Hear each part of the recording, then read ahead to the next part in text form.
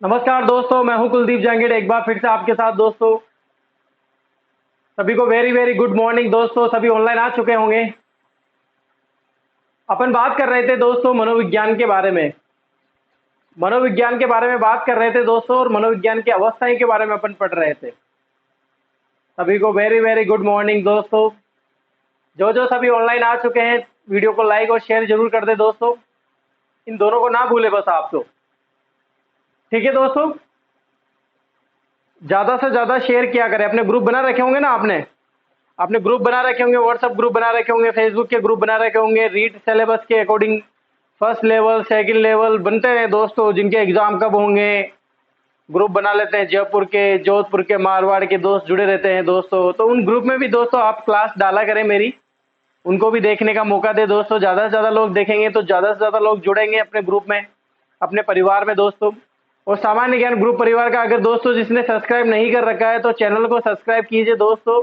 इसी चैनल पर दोस्तों मैं मनोविज्ञान और राजस्थान जीके के बारे में पढ़ाता हूं दोस्तों आपको। और library with Rakesh Meena sir आपके बारे में बताया होगा दोस्तों मैंने, तो उसको भी आप चैनल को सब्सक्राइब करें। जो लाइब्रेरी से साइंस से संबंधित बच्चे हैं दोस्तों, स्टूडेंट है, तो वहां से भी आप हमको देख सकते हैं। ठीक है दोस्तों, तो टॉपिक पे बात करते हैं दोस्तों। अपन बात कर रहे थे मनोविज्ञान के बारे में। मनोविज्ञान में दोस्तों शेष अवस्था को अपन ने कंप्लीट कर लिया था। बाल्यावस्था के बारे में अपने बात चल रही थी। और बाल्यावस्था में जो है अपन शारीरिक विकास के बारे में पढ़ चुके थे। इसके बाद मैंने सामाजिक विकास, मानसिक विकास, दोनों प्रकार के विकास आपको पढ़ाए थे, जो कंप्लीट हो चुके थे पिछली वाली क्लास में। अगर जिस लड़के ने या जिस बच्चे ने दोस्तों, जिस स्टूडेंट ने, जिस दोस्त प्यारे स्टूडेंट ने अगर वो क्लासें नहीं देखी हो तो आप हमारे डिस्क्रिप्शन पे जा सकते हैं और वो क्लासें भी देख सकते हैं। आपके लिए सारी व्यवस्था की गई है। आपके लिए दोस्तों सारी व्यवस्था की गई है कि आपको कहीं असुविधा ना हो। आप हमारे लिंक पर जाइए दोस्तों, आपको पूरे डिटेल के साथ एक एक लाइन से लाइन 1 2 3 4 सीरीज वाइज सारे वीडियो कंप्लीट मिले हुए मिलेंगे आपको। कोई भी प्रॉब्लम नहीं होगी दोस्तों आपको। और अगर आपको सब्जेक्ट से संबंधित प्रॉब्लम है, मनोविज्ञान में कोई चीज समझ में नहीं आ रही हो, राजस्थान जीके में आपको कोई चीज समझ में नहीं आ रही हो, तो दोस्तों आप डायरेक्ट मेरे कमेंट बॉक्स पर लिखे। मैं पुराने से पुराने वीडियो के कमेंट भी देखता रहता हूं दोस्तों, कि किसी बच्चे ने कमेंट किया हो, कोई चीज पूछ रहा हो, तो मैं इसके जवाब देने के लिए देखता रहता हूँ। इतने बड़े नहीं हुए दोस्तों हम कि आपके जवाब नहीं देखेंगे। ठीक है दोस्तों, देखो इधर बात कर रहे थे दोस्तों अपन बाल्यावस्था के बारे में। कंप्लीट हो जाएगा आज बाल्यावस्था। जितने भी क्लास लगेगी, चाहे 15 मिनट की क्लास लगे, चाहे 20 मिनट की क्लास लगे, लेकिन बाल्यावस्था, संवेगात्मक विकास और 2 3 एक विकास हो रहे हैं जो डिटेल से नहीं पढ़ेंगे, आराम से हो जाएंगे। ठीक है, बात करते हैं इधर। देखो, आपको सभी को पता है अपन बात किसकी कर रहे हैं दोस्तों, बाल्यावस्था की।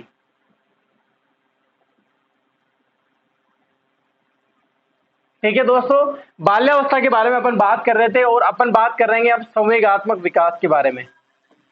संवेगात्मक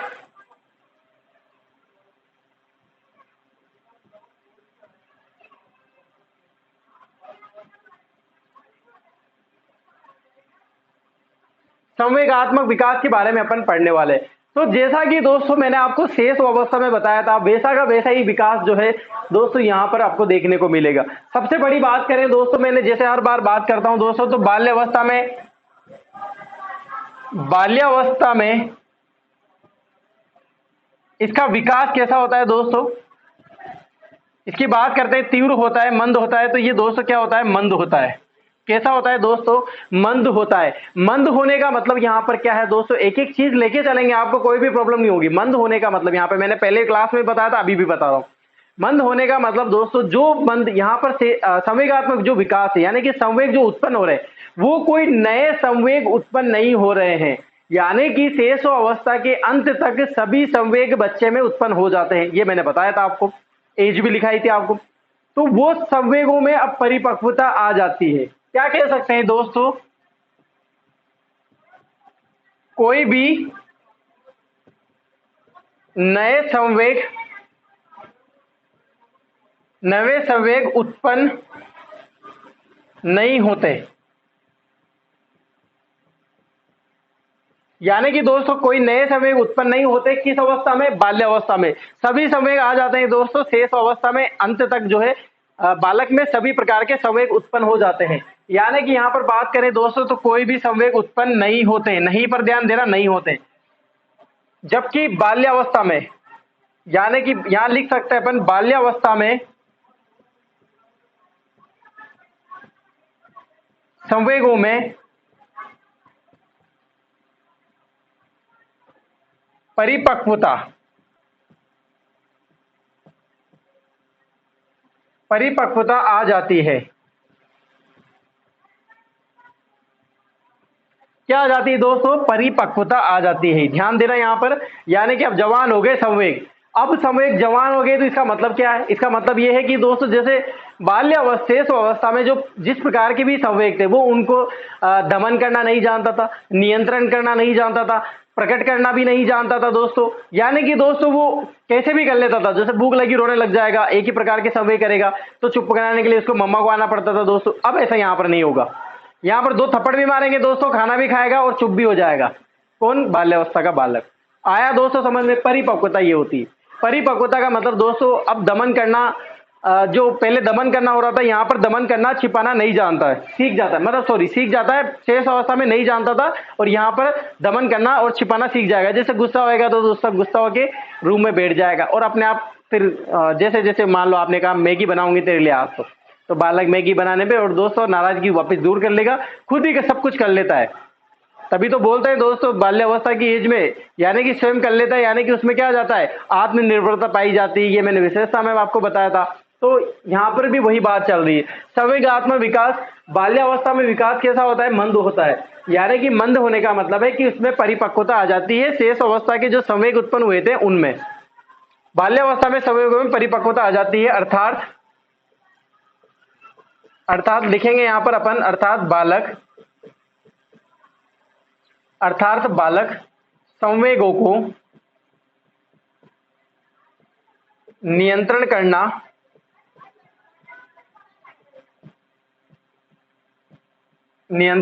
तथा दमन करना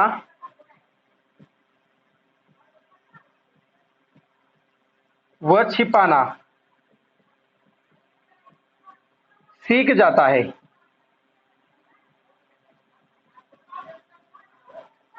किस अवस्था का बालक दोस्तों? बाल्य अवस्था का बालक। ऐसा सब शेष अवस्था में नहीं हो रहा था, शेष अवस्था के बिल्कुल उल्टा हो जाता है। कहां पर? बाल्यावस्था में। आया दोस्तों समझ में आना चाहिए बस आपके। कोई भी एक भी चीज ऐसी नहीं होनी चाहिए दोस्तों, एक भी वर्ड ऐसा नहीं होना चाहिए साइकोलॉजी में जो आपके दिमाग से नहीं आ रहा हो समझ में पूरा आना चाहिए दोस्तों। वही चीज ज्यादा चीज मायने रखेगी अपने लिए। आपके दिमाग में ऐसा कोई बोझ नहीं होना चाहिए दोस्तों कि आपको वर्ड समझ में नहीं आ रहा हो, जबरदस्ती आप पढ़ने की कोशिश कर रहे हो। ऐसा मत करना प्लीज, बिल्कुल भी। आपके इससे संबंधित कोई भी अगर प्रॉब्लम है दोस्तों तो आप मुझे बताएं दोस्तों, मेरे कमेंट बॉक्स में या चैट में डाल सकते हैं दोस्तों, आप मुझसे पूछ सकते हैं। ठीक है दोस्तों, अगर आपको ये कुछ समझ में आ गया हो तो क्लियर करें, यस बोलें और मैं आगे बढ़ूं। क्लियर है? आगे बढ़े। अब आप इसका स्क्रीनशॉट ले लीजिए, फिर आगे बढ़ते हैं।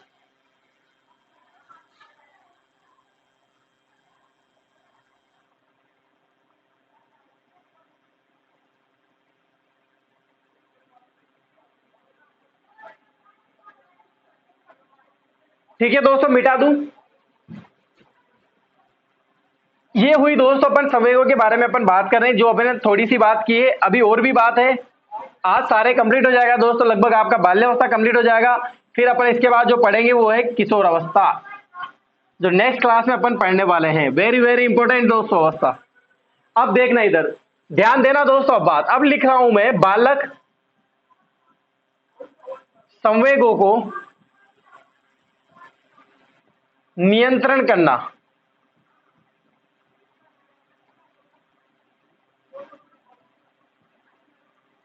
सीख जाता है।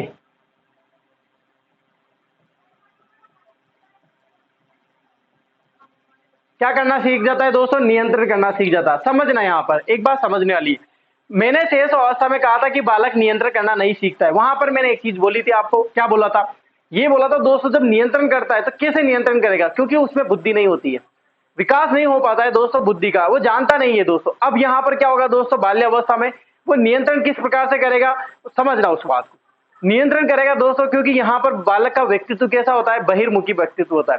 अब बहिर्मुखी व्यक्तित्व होता है दोस्तों, बालक समाज में जाने लग जाता है, परिवार में जाने लग जाता है, स्कूल जाने लग जाता है दोस्तों। यहां पर जब दोस्तों जाता है तो उसका बुद्धि का क्या होता है? विकास होता है। क्या होता है दोस्तों? बुद्धि का विकास होता है।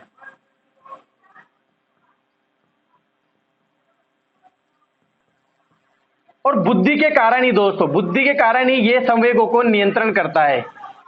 संवेग को नियंत्रण करता है, संवेगों को नियंत्रण करता है। ठीक है दोस्तों, किसके कारण? बुद्धि के कारण। बुद्धि के कारण कैसे दोस्तों? क्योंकि ये स्कूल में जाने लग जाएगा दोस्तों, परिवार में जाने लग जाएगा,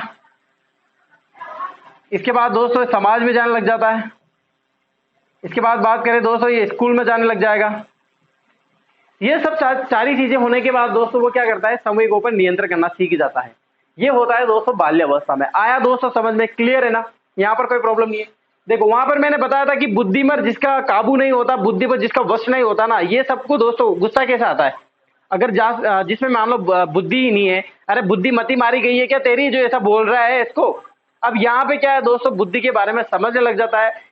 अगर दोस्तों एनवायरमेंट का तो फर्क पड़ेगा ही, मैंने बोला था एनवायरमेंट का बहुत ज्यादा फर्क पड़ता है बुद्धि पर। आप बालक में देखो एक चीज ध्यान रखना हमेशा, बच्चे कैसे सीखते हैं। बच्चे को आपने, जैसे माता पिता है बच्चे, ठीक है, बच्चे को आपने कैसे सिखाया, क्या नॉलेज दी? जैसे आप मान लो एक बालक है, बालक झूठ बोल रहा है, आप देख रहे हो, बालक ने झूठ बोला तो आप किसी से क्या बोला? पता नहीं, तो झूठ बोलने लग गया, पता नहीं इसको किसने सिखाया। अरे सिखाया कैसे नहीं, बालक जो भी सीखता है, जैसा भी सीखता है, प्रत्यक्ष अप्रत्यक्ष रूप से, लेकिन घर से ही सीखता है, विद्यालय से ही सीखता है, समाज से ही सीखता है। लेकिन सबसे पहली पाठशाला होती है दोस्तों बालक के सीखने की, घर। आप कैसे भी कर लो, कितना भी सिखा दो उनको, लेकिन जो बालक देखता है ना, क्योंकि जो देखते हैं वही सीखते हैं। आप किसी से फोन पे बात कर रहे हैं और आपने फोन पे बात करते करते झूठ बोला, जैसे कि हाँ घर पे, कि नहीं नहीं मैं तो घर पे नहीं हूं, मैं तो मार्केट आया हूं, बच्चे ने देख लिया, ये सुन लिया, तो बच्चे को अंदर से तो पता है कि झूठ बोलना गलत बात है, मम्मी पापा दोनों बता रहे थे, लेकिन मम्मी पापा दोनों ही गलत बोल रहे हैं, झूठ बोल रहे हैं। तो मुझे ऐसा लग रहा है कि झूठ बोल रहा है यानी कि पाप नहीं है, मुझे सजा नहीं होगी, क्योंकि बाल्यावस्था के बालक को नैतिक गुण आने लग जाते, वास्तविकता नहीं जानता लेकिन नैतिकता समझता है, समाज को समझता है। तो वो दोस्तों अपने अंदर ही क्या बोलता है कि झूठ बोलने से कोई मरता नहीं है, झूठ बोलने से किसी को कोई हानि नहीं होती, इसीलिए दोस्तों बालक झूठ बोलना सीख जाता है। चोरी करना कैसे सीखता है दोस्तों? जब बालक अपनी मम्मी पापा के फैमिली में, समाज में ऐसी चीजें देखता है तो दोस्तों वो चोरी करना भी सीख जाता है। ऐसी चीजें होने लग जाती है दोस्तों। अगर मम्मी पापा दोनों झगड़ रहे हैं दोस्तों, दोनों गलत सलत बोल रहे हैं, बच्चा अगर मान लो जैसे मम्मी ने बच्चे को मारा, नेक्स्ट डे कभी भी जैसे हो गया उसके साथ, तो बच्चे ने अगर मम्मी को कुछ बोल दिया तो मम्मी पापा यही बोलते हैं कि मेरे बच्चे को पता नहीं कौन कौन क्या क्या सिखा रहे हैं दोस्तों, ये तो पता नहीं कहाँ कहाँ से सीख के आ रहा है। कहीं से सीख के नहीं आ रहा है, ये सब आपकी वजह से हो रहा है, क्योंकि आप जब दोनों ही झगड़ रहे हैं तो बच्चा देख रहा है, जो देख रहा है वही सीखेगा। अगर आप अपने मम्मी पापा, अगर आप आज आज मतलब मम्मी पापा दोनों, आप अगर आप झगड़ रहे हो, ऐसा झगड़ रहे हो ऐसे, तो फिर क्या होगा? बच्चे भी आपको ऐसे ही डांटेंगे, बच्चे भी ऐसे ही निकालेंगे। तो इसमें गलती किसकी है? अपनी गलती है दोस्तों, फैमिली की गलती है, अपने माता पिता की गलती है दोस्तों। यहाँ पर जो बच्चे को जो आप जैसे संस्कार दोगे ना, कैसे भी संस्कार दो, उसका फर्क पड़ता है दोस्तों बालक के जीवन पर, बालक के एनवायरमेंट पर। यही होता है दोस्तों, बुद्धि का विकास भी ऐसे ही होता है। जिस प्रकार की बुद्धि वो रखेगा दोस्तों, एनवायरमेंट का फर्क पड़ेगा या वंशानुक्रम का फर्क पड़ेगा, लेकिन वंशानुक्रम से ज्यादा फर्क पड़ता है दोस्तों एनवायरमेंट का। ठीक है दोस्तों, संवेगों पर नियंत्रण करना सीख जाता है, क्योंकि बुद्धि आ जाती है दोस्तों, बुद्धि उसका विकास हो जाता है, इसी वजह से वो संवेगों पर नियंत्रण करना सीख जाता है। ठीक है दोस्तों, इसके बाद बात करते हैं दोस्तों, निम्न प्रकार की ग्रंथियां रहती है। ग्रंथियां अपन बात कर रहे थे, पहले भी अपन ने बात की थी ग्रंथियों के बारे में। ग्रंथियां कैसी? जैसे ओडिपस। ओडिपस का मतलब दोस्तों पितृभाव, सॉरी मातृभाव, पितृ विरोधी बोल सकते हैं इसको, पितृ विरोधी। वहां पर भाव लिखा दिया था, यहां पर विरोधी लिख देता हूं ताकि दोनों ही क्लियर हो जाएंगे। ठीक है दोस्तों, इसके बाद और ग्रंथि पाई जाती है इलेक्ट्रा। इसके बाद एक और ग्रंथि पाई जाती है इलेक्ट्रा। इसका मतलब होता है दोस्तों मातृ विरोधी। मातृ विरोधी मतलब पितृभाव, उल्टा हो जाता है ना, याद है आपको, सभी को पता है। इसके बाद दोस्तों आती है नर्सिसिज्म।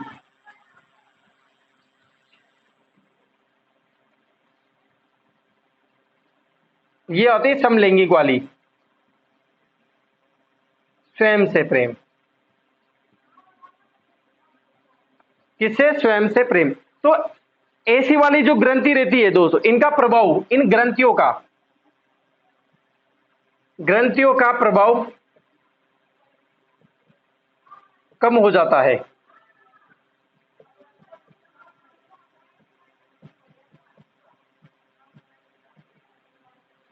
ग्रंथियों का प्रभाव कम हो जाता है, यानी कि बालक में जो इस प्रकार की जो ग्रंथियां रहती है दोस्तों की माता के पिता अट्रैक्शन देना, बालक का पिता के प्रति अट्रैक्शन देना, या पिता से जलन होना, या माता से जलन होना, या स्वयं से करना प्रेम, ऐसी चीजों की ग्रंथियों में बिल्कुल भी नहीं पाई जाती दोस्तों किसमें, बाल्य अवस्था में। जबकि शेष अवस्था में कौन सी ग्रंथि पाई जाती है दोस्तों, नरसजीव, वे स्वयं से प्यार करता है, नहाता है दोस्तों, अपनी परछाई देखता है, खुश हो जाता है। मोबाइल में कैमरा ऑन करना दोस्तों, स्वयं को देखेगा, खुश हो जाएगा। कांच के सामने खड़े कर देंगे दोस्तों, स्वयं को देखेगा, खुश हो जाएगा। चल देगा दोस्तों, अपनी परछाई देखेगा, खुश हो जाएगा, हंसता रहता है, आनंद की अनुभूति महसूस करता है। कौन दोस्तों, शेष अवस्था का बालक। जबकि यहाँ पर बाल्य अवस्था में दोस्तों ऐसा बिल्कुल भी नहीं होता है। यहाँ पर इन प्रकार की जितनी भी ग्रंथियां हैं दोस्तों, ओडिपस, इलेक्ट्रा और नर्सिसिज्म, जो भी ये ग्रंथियां तीनों, इन ग्रंथियों का दोस्तों प्रभाव बिल्कुल खत्म हो जाता है, नहीं पाई जाती है। इसका कारण रहता है दोस्तों, यहाँ पर मैंने पहले भी बताया था, इसका कारण रहता है दोस्तों, ये किसमें रहता है, समलिंगीय भावना के कारण।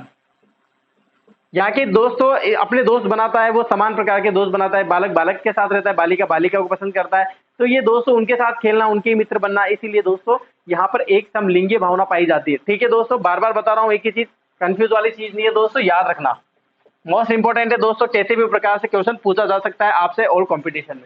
ठीक है दोस्तों, आई समझ में आपको ये सब बातें, एग्जाम्पल देने से भैया समझ में अच्छे से आना चाहिए दोस्तों समझ में। देखो, मनोविज्ञान है, व्यवहारिक का विज्ञान है, व्यवहार जैसा आप मैं जो जो बातें बोलता हूं दोस्तों, एक बार रिकॉल करा करें आप। जब आप रिकॉल करोगे दोस्तों, में बातें घूमनी चाहिए, ऐसा नहीं है दोस्तों पढ़ रहे हैं तो यही चीजें याद आनी चाहिए। जब जब मैं बाल्यावस्था पढ़ाता हूं दोस्तों, तो आपके दिमाग में शेष अवस्था भी चलना चाहिए। जैसे मैंने हड्डियां बोली, तो आपको शेष अवस्था की हड्डियां आ जानी चाहिए दिमाग में अपने आप। मांसपेशियां बोलता हूं तो शेष अवस्था की भी आ जानी चाहिए, पूरे किशोर अवस्था की भी आ जानी चाहिए। और तरह से व्यवहार से आप पढ़ोगे दोस्तों मनोविज्ञान को, तभी आप राइट क्वेश्चन कर पाओगे। मैं बोल सकता हूं दोस्तों अभी भी कि हो सकता है इनमें से कुछ भी नहीं आए, लेकिन व्यवहारिक क्वेश्चन आएंगे दोस्तों, जो आप इनके अनुभव से ही आप क्वेश्चन राइट करना सीखोगे। ठीक है दोस्तों, ये आया आपका मैटर समझ में आया, क्लियर है? अब आप इसको लिख लो, फिर आगे बात करते हैं।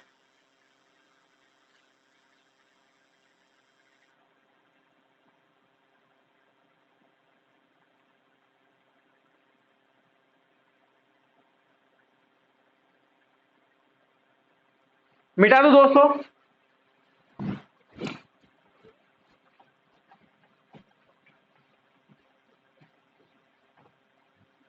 संवेगात्मक विकास की अपन बात कर रहे हैं दोस्तों, आपके अच्छे से आ जाना चाहिए संवेगात्मक विकास। देखो, कोई भी डाउट नहीं रहना चाहिए दोस्तों आपके संवेगात्मक विकास से संबंधित। ठीक है दोस्तों, और बात करते हैं बाल्यावस्था में। बाल्यावस्था में द्वेष की भावना, द्वेष की भावना विकसित हो जाती है।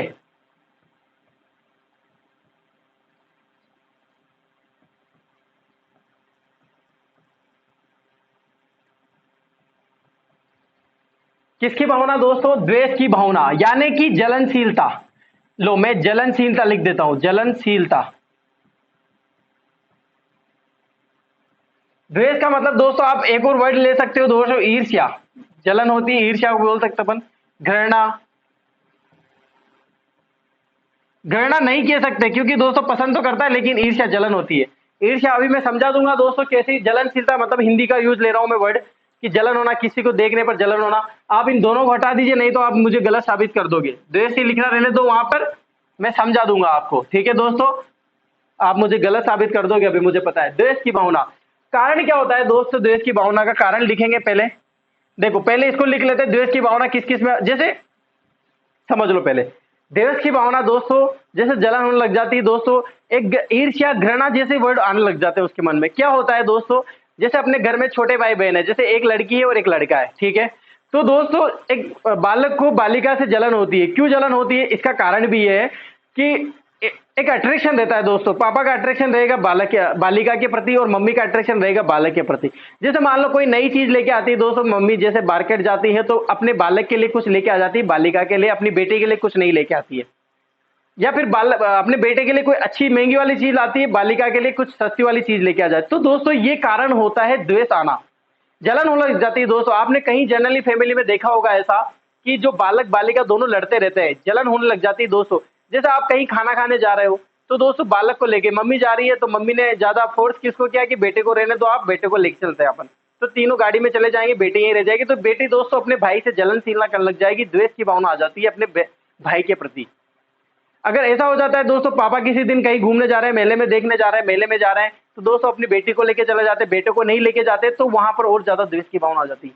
इसका कारण यही होती है दोस्तों कि अपन इच्छा की पूर्ति किस में कर रहे हैं, दोनों में नहीं करते, समानता का व्यवहार नहीं कर रहे दोनों में अपन समानता का व्यवहार नहीं कर रहे। यही कारण होता है दोस्तों कि द्वेष की भावना उत्पन्न हो जाती है बेटे में, बाद में खत्म हो जाती है दोस्तों। जब किशोर अवस्था के बालक होते हैं तो आपको देखा होगा, किशोर अवस्था में तो भाई बहन का प्यार, लड़ाई होती है तो भाई बहन का प्यार भी उतना ही रहता है। उसकी क्रीम लगाएगा दोस्तों कौन, किशोर अवस्था का बालक। पूरे यूज सामान, जितने भी सामान यूज लेता है दोस्तों अपने भाई बहन एक दूसरे के, यहाँ तक कि टी शर्ट भी पहन लेते हैं दोस्तों भाई बहन में। आपने किशोर अवस्था में ज्यादा पाई जाती है सब चीजें। लेकिन द्वेष की भावना दोस्तों किस में पाई जाती है, किशोर अवस्था में पाई जाती है।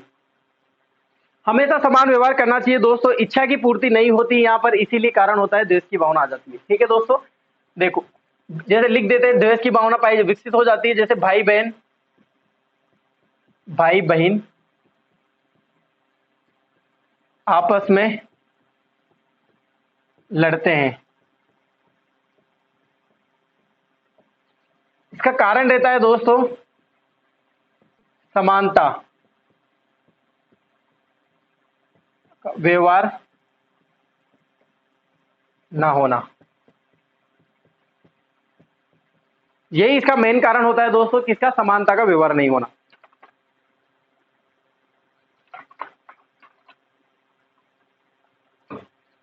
ठीक है दोस्तों, आया समझ में द्वेष की भावना किस प्रकार होती है दोस्तों, बालक में जलनशीलता हो जाती है, आया आपको समझ में। यही कारण होते हैं दोस्तों कि उसमें उनकी भावना जो है ठेस पहुंचती है दोस्तों बालक में। कहीं अपने एग्जाम्पल देखे होंगे ऐसे, जिसमें भाई, जैसे आप रिमोट देख लो, आप रिमोट के लिए लड़ जाते हैं दोस्तों। किशोर बाल्यावस्था के बालक जो है रिमोट के लिए लड़ते हैं एंड तक, जब बाल्यावस्था की उम्र खत्म होने वाली थी तो रिमोट के लिए लग जाते हैं दोस्तों। अगर वो सीआईडी देखेगा तो वो पता नहीं दूसरा देखेगा, या वो अगर ये सीआईडी देगा तो वो उल्टा चश्मा वाला सीरियल आता है वो देखेगा। तो उल्टा रहता है दोस्तों इनका, कोई सामान एक जैसे बैठ ही नहीं पाते। वो पास बैठ जाएगा तो उसका भाई दे लेगा उसको भगा देगा, बहन तो रोती रहती है पता नहीं बेचारी। तो ऐसी द्वेष की भावना आ जाती है क्योंकि अपन समानता का व्यवहार नहीं कर रहे हैं दोस्तों। ठीक है दोस्तों, आया समझ में आपको। तो ये द्वेष की भावना किससे विकसित हो रही है दोस्तों, बाल्यावस्था में हो रही है। और बात करें दोस्तों यहाँ पर भय, हर एक अवस्था में दोस्तों एक भय लगा रहता है, हर एक अवस्था में दोस्तों एक भय लगा रहता है किसी न किसी चीज को लेकर। शेष अवस्था की बात करें दोस्तों तो शेष अवस्था में भय लगा, अपन सॉरी यहाँ पर बात कर रहे हैं दोस्तों बाल्य अवस्था में भय किसका रहता है, बाल्यावस्था में भय रहता है दोस्तों असफलता का। अब कोई ये नहीं कहेगा दोस्तों कि किशोर अवस्था में होता है। दोस्तों सुनना मेरी बात, आराम से ध्यान से सुनना। अरे भाई आपको किस बात का भय है, अगर मैं आपसे पूछूं जर्नली तो दोस्तों आपको किस बात का भय रहेगा, असफलता का भय नहीं है, आपको अपने फ्यूचर का भय है। आपको डर किसका लग रहा है, फेल होने का डर नहीं लग रहा। अगर मान लो जिस अभी आपको फेल होने का डर लगता तो आप मुझे बताइए कि आप कंपटीशन एग्जाम देते क्या, नहीं देते, आप फॉर्म भी नहीं भरते दोस्तों। अगर आपको असफलता का भय लगता, तो असफलता का भय लगता दोस्तों तो आप 10th के बाद पढ़ाई नहीं करते, आप 12th का एग्जाम ही नहीं देते, क्योंकि वहां पर असफल भी हो सकते हो सफल भी हो सकते हो। असफलता का भय लगता दोस्तों तो आप क्रिकेट खेलना बंद कर देते। नहीं है, देखिए किशोर अवस्था में भय लगा रहता है दोस्तों भविष्य को लेकर कि मेरा भविष्य कैसा होगा, अगर मैं एग्जाम जॉब नहीं लगी तो मेरा सेट कैसे करूंगा, अपनी लाइफ कैसे सेट करूंगा दोस्तों। मुझे सुंदरता का भय लगा रहता है दोस्तों कि मेरी सुंदरता जा रही है दोस्तों, मेरे बाल छोटे कैसे हो रहे, बाल खत्म उड़ क्यों रहे हैं दोस्तों, इसका भविष्य लगा। यानी कि कुल मिला के बात करें दोस्तों अपन तो भविष्य का भय किसको लगा रहता है, किशोर अवस्था को। बाल्यावस्था की बात कर रहे थे, बाल्यावस्था में भय लगा रहता है असफलता को, एक दिन की असफलता को। जैसे मैं एग्जाम्पल लूं दोस्तों, बालक पतंग उड़ा रहे हैं, मान लो जैसे उसकी पतंग भी कट जाती है ना दोस्तों, पहले पतंग उड़ाते टाइम भी उसको भय लगा रहता है कि यार मेरी पतंग कट जाएगी तो मैं क्या करूंगा, मेरी तो जिंदगी खराब हो जाएगी दोस्तों। गालियां निकालता है मन ही मन में दोस्तों, अगर एक दो गाली आती है ना उसको कुत्ता कमीना बोलना, तो दोस्तों मन ही मन में निकालता है, उसको भय लगा रहता है दोस्तों उस असफलता का। क्रिकेट खेल रहा है दोस्तों तो बाल्यावस्था के बालों को एक आउट होने का भय लगा रहता है, डर लगा रहता है कि मैं आउट ना हो जाऊं। इस तरह से भय लगा रहता है कि बाल्यावस्था को असफलता का। जबकि यहां पर मैं लिख देता हूं दोस्तों शेष अवस्था के बालक को, नोट लगा के लिख देता हूं ताकि आप कंफ्यूज ना हो। शेष हुआ अवस्था के वर्तमान का, शेष अवस्था के बालक को अगर भय लगता है तो उसी दिन का लगता है, वर्तमान का आज का दिन जी रहा है तो उसी दिन का भय लगा रहता है, कल का दिन जिएगा तो उसी दिन का भय लगा रहता है दोस्तों। शेष अवस्था के बालक को खाना में भी खाना नहीं खिला रही, मम्मी मेरे से दूर जा रही है, इस बातों का ही भय लगा रहता है शेष अवस्था के बालक को। जबकि किशोर अवस्था के बालक को भय लगता है दोस्तों भविष्य का। किसका लगता है दोस्तों? भविष्य का। ये बात हुई दोस्तों किसकी? किसकी बातें कर रहे हैं अपन यहाँ पर? अपन बात कर रहे हैं दोस्तों बाल्य अवस्था में किस चीज का बालक को भय रहता है, तो वो रहता है दोस्तों असफलता का। जो बालक काम करता रहता है उसमें असफलता होती है, उसमें ही बालक को भय लगा रहता है। आपने देखा होगा जनरली दोस्तों बालक जो है होमवर्क नहीं करते तो उसमें भय लगा रहता है कि मैं घर पे जाऊंगा डांट पड़ेगी मुझे। वो मायूस हो जाता है दोस्तों, स्कूल से आते टाइम में पता चल जाता है कि यार इसने होमवर्क नहीं किया है, आज इससे माँ से जो है डांट पड़ेगी, क्योंकि वो अपने हाव भाव से बता देता है पहले तो। अगर उसने होमवर्क वगैरह सब कंप्लीट करता है दोस्तों अपना परिपक्वता दिखाएगा फिर बहुत ज्यादा। ये सब सारी चीजें अपन बात कर चुके हैं, जबकि अपन ने बात यहाँ पर नहीं की थी शेष अवस्था में वर्तमान का भय लगा रहता है। आने वाले टाइम में मैं बात करूंगा किस अवस्था की, किसका भय लगा रहता है? भविष्य को लेकर चिंतित होता रहता है, उसकी टेंशन होती रहती है। ठीक है दोस्तों, ये हुई दोस्तों किसकी? बाल्यावस्था में संवेगात्मक विकास की। आप इसका स्क्रीनशॉट ले लीजिए। अब ज्यादा मैटर नहीं है, 5 मिनट का और मैटर है, फिर मैटर को खत्म करेंगे। आप पहले इसका स्क्रीनशॉट ले लीजिए।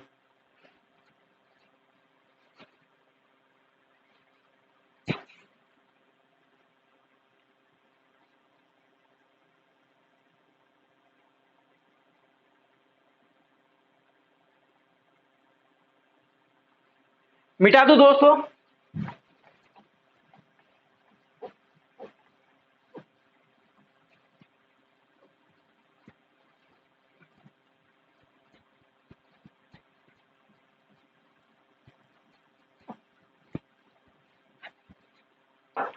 बात कर लेते दोस्तों, कोई नहीं पढ़ाता लेकिन मैं जरूर पढ़ाऊंगा।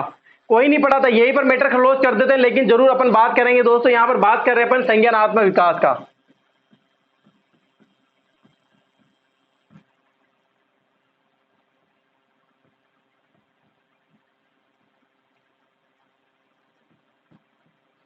सबसे बड़ी बात तो दोस्तों संज्ञानात्मक विकास, हर एक विकास में दोस्तों मैं एक अच्छी चीज बता रहा हूं आपको, कैसी रहती है गति इसमें, बालक की संज्ञानात्मक विकास की गति कैसी रहती है दोस्तों। तो यहां पर बताइए, जल्दी से जल्दी मुझे कमेंट बॉक्स में लिख के बताइए। तीव्र होती है, कैसी होगी दोस्तों? तीव्र होगी। क्यों होगी? सुनना। कैसा चिंतन करेगा दोस्तों बालक? चिंतन कैसा करता है? मूर्त चिंतन करता है। मूर्त बोलो या फिर तार्किक चिंतन करता है। इसके बारे में अपन, सॉरी तार्किक नहीं है, तार्किक है। इसके बारे में अपन डिटेल से बात कर चुके हैं, एक एक चीज बता चुका हूं मैं आपको दोस्तों। मूर्त चिंतन क्या होता है, तार्किक चिंतन क्या होता है, तर्क पर आधारित चिंतन करना, यानी कि तर्क से संबंधित क्वेश्चन पुटअप करना। संज्ञानात्मक विकास का दोस्तों एक दिमाग में डाल दो कि संरचना भरना। किसी भी चीज को देखा, मैंने इस बोतल को उठाया, बोतल को देखा दोस्तों, अब उसके दिमाग में दोस्तों जब भी आप बोतल का नाम लोगे तो एक बोतल की संरचना बन जानी चाहिए। जबकि शेष अवस्था के बालक में दोस्तों इस प्रकार की संरचना नहीं बन पाती है, एंड तक बन पाती है, लेकिन बाल्यावस्था में दोस्तों ये जो है परिपक्व हो जाता है दोस्तों। इसमें तीव्र विकास होता है, संज्ञानात्मक विकास का बहुत जल्दी जल्दी विकास हो जाता है, और दोस्तों ये प्रभाव ज्यादा हो जाता है किसमें? बाल्यावस्था में। आप दोस्तों उसके सामने आयत बोलोगे, त्रिभुज बोलोगे, चतुर्भुज बोलोगे तो दिमाग में दोस्तों आयत, त्रिभुज, चतुर्भुज बोल जाओगे। उसके सामने दोस्तों बोल रखोगे तो बोल की संरचना बन जाएगी, पृथ्वी रखोगे तो पृथ्वी की संरचना बन जाएगी, एक बुक बोलोगे तो बुक की संरचना बन जानी चाहिए उसके माइंड में। फटाफट से ये काम होने चाहिए दोस्तों। एक आकृति बोलोगे, किसी प्रकार की वस्तु का नाम लोगे, एक गेंद का नाम, चूड़ी का आकार बोलोगे तो आप उसके दिमाग में जो है संरचना बन जानी चाहिए। यही होता है दोस्तों संज्ञानात्मक विकास। आया कि नहीं आया समझ में? यहां पर बात कर रहे हैं दोस्तों चिंतन, मूर्त चिंतन, तार्किक चिंतन। और दो दोस्तों ये जो चिंतन करता है, मूर्त चिंतन, तार्किक चिंतन, इसके कारण ही बालक में, बार बार लिखा रहा हूं, हर जगह लिखा रहा हूं, बालक में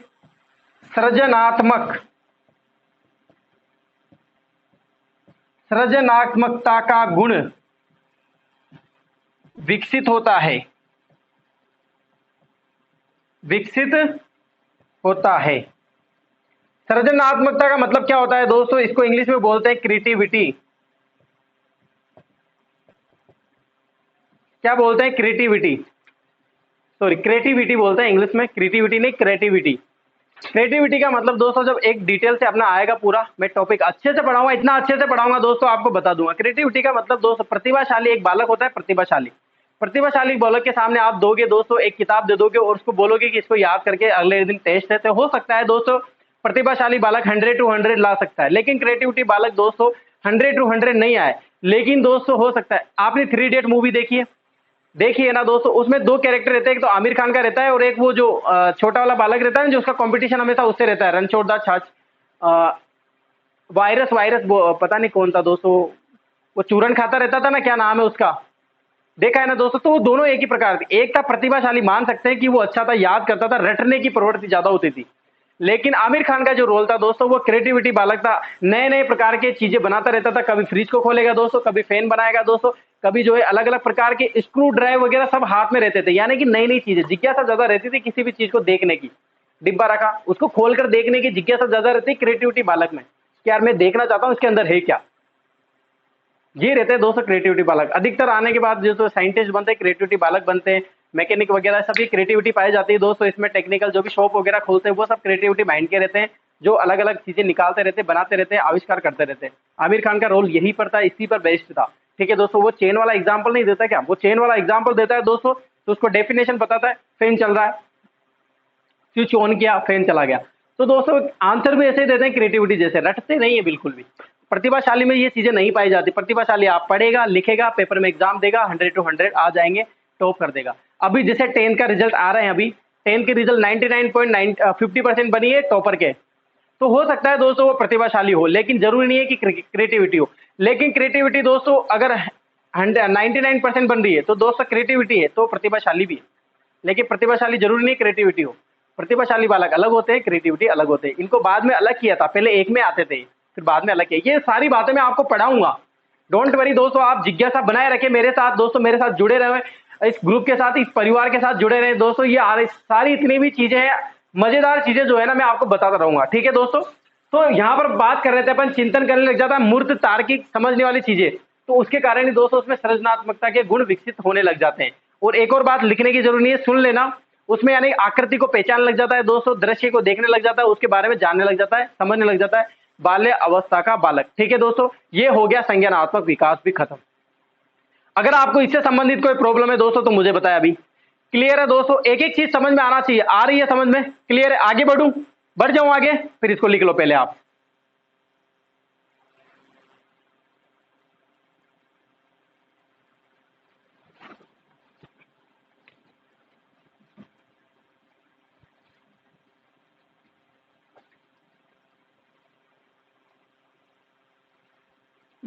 गत्यात्मक विकास की भी बात की थी अपन ने शेष अवस्था में। गत्यात्मक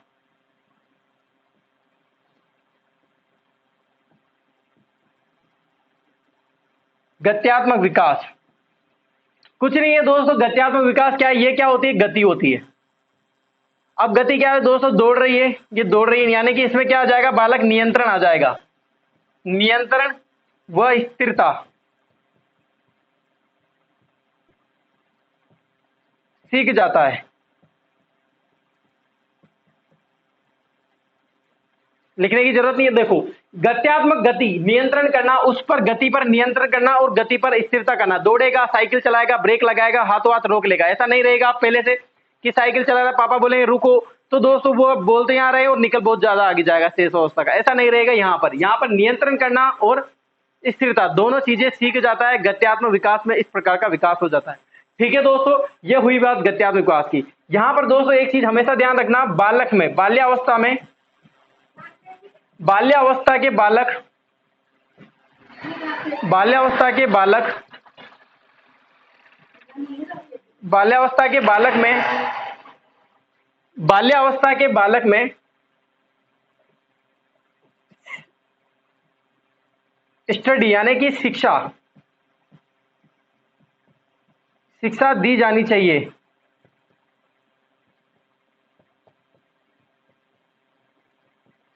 बाल्यावस्था के बालक को, सॉरी को आएगा यहाँ पर, थोड़ा सा क्या डिस्टर्ब हो जाते हैं दोस्तों, कोई गेट खोल दिया था तो मेरा माइंड है ना बिल्कुल डाइवर्ट हो गया और वहां पे चला गया।